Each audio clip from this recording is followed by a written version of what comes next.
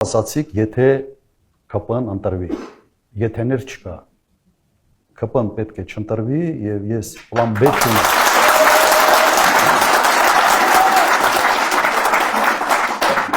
Իսկապես այդ պլան B ես չունեմ ու չեմ ուզում դրա մասին մտածել։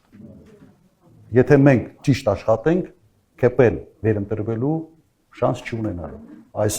Այսօր բոլոր հարցումներով երևում է ուղղակի։ Չունի այն սատելիտը, որը իրենից ինչ-որ բան է ներկայացնում, ինքը մենակով չի կարող հավաքել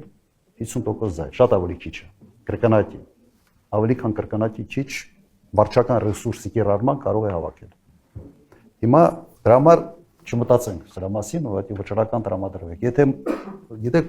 Եթե սկսում են մտածել մարդիկ, բայ եթե սենց, եթե նենց եւ այլ, միշտ ոնց որ հետին տեղ է թողում հետ քայլ անելու։ Կյանքում իմ մոտեցում միշտ սա էր։ Մտել ես պայքարի մեջ, նույնիսկ մի նայր հետևից մարդ կա, թե մարդ չկա, դու առաջ գնա։ Հենց դու առաջ ես գնում, հետևից գալու։